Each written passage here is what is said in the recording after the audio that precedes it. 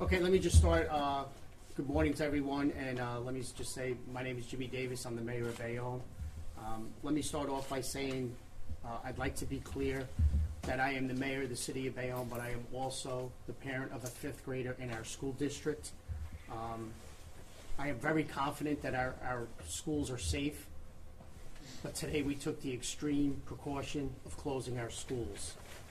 Last night, approximately 7:16 in the evening, I received information about threats of a shooting to our school system. From that point on, all security and safety measures with the police and the Board of Education were initiated. As of this morning, the investigation is still ongoing, as the police department could not confirm as of yet that this was a hoax.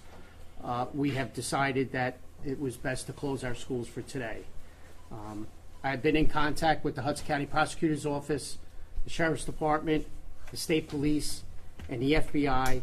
All of them are actively working in this case with us. And I assure you that when we come up with the individual or individuals that are responsible for this, that they will be prosecuted to the fullest extent of the law. Tomorrow, our Sheriff's Department, to let everyone know, has given us an already allocated additional resources for the city of Bayonne. And the one thing I will say is previously with our department, with the police department, and with our school system, after the Parkland incident in Florida, that we have already assigned police officers to every one of our schools, and that is continuing, and we are coming up with a new system to work with our school districts so that they will always have an armed officer in each one of our schools. At this point, I would like to thank Chief Sisk, Dr. Wanko, for their response. And again, I just want to reiterate that I am confident that while we're all working together, that we will be able to keep our children safe. At this time, I'd like to turn the podium over to Dr. Wanko, the Superintendent of Schools. Thank you, Mayor Davis. It has always been my intention to keep our students safe. In fact, that's something I've been working on for the past 20 years, doing presentations and workshops. It was also my intention to have school running today because we had a plan in place where the mayor had allocated with the chief of police extra police officers for every building in the school. We had extra administrators at every building in the school. But we were still waiting to hear from the police investigation if we could deem this as a non-credible threat.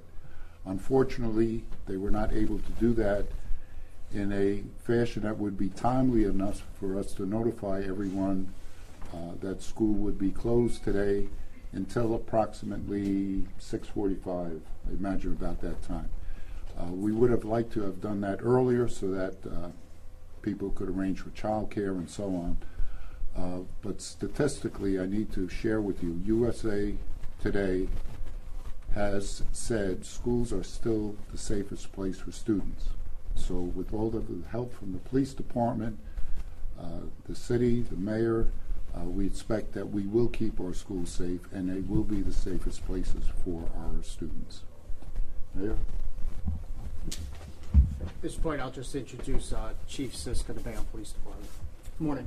I'm Chief Drew Sisk, S-I-S-K. The mayor hit most of the points that I intended to hit.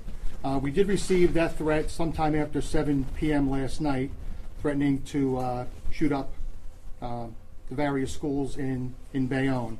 Immediately upon receiving that threat, we instituted an investigation with our technical services unit to determine the source of that threat.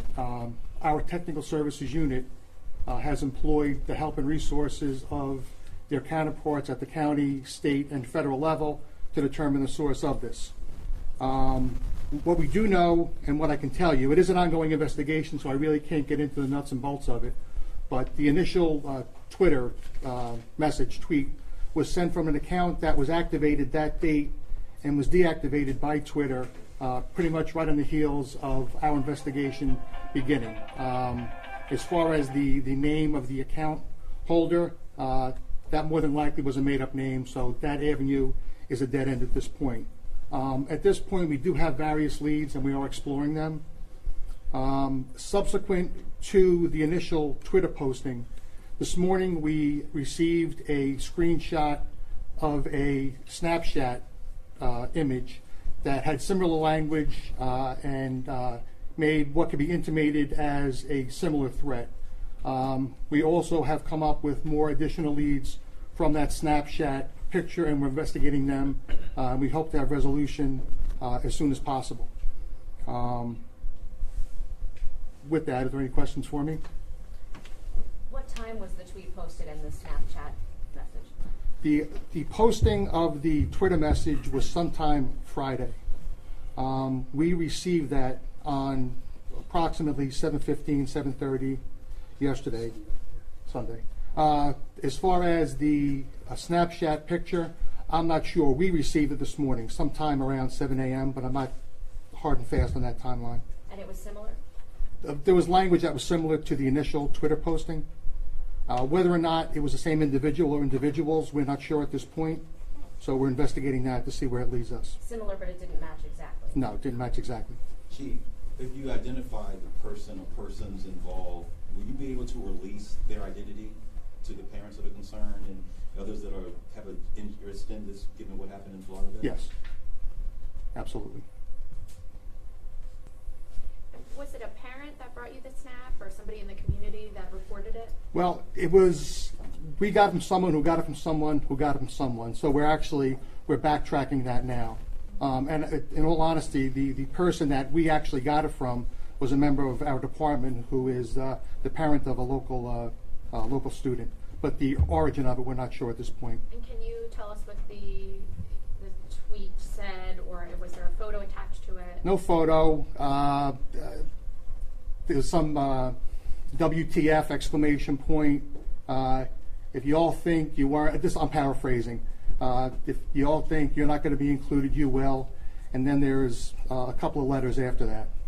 That was the Snapchat. Yeah, the Snapchat photo. What was that photo? I'm sorry, this was the Snapchat I was talking about. Right. Then there was a photo. It was a photo of that Snapchat image, a screenshot. That's the photo I'm referring So to. just text, photo of text. Correct. So two threats, one Friday and then the one late this morning, early this morning? Correct. The one that we received last night was an out-and-out threat. The Snapchat image, we're not quite clear what the intention was. And what was the wording of the original tweet? The original, I can get that to you. I don't have it in front of me. And the Snapchat was also, the account was also fake? We're backtracking at this point. We just got that within the past couple of hours. We're making that determination now. So right now, we don't know if they're related or not. Correct. Chief, how does this hit you? I don't know if you're a father. I am. The mayor's expressed how it's hitting him, but how is this hitting you, sir?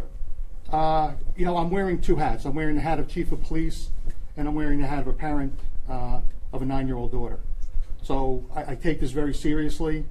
I'm not looking to fan the flames, but at the same time, I do understand the sentiment of the parents, where they're expressing their frustration and their nervousness about what's playing out right now.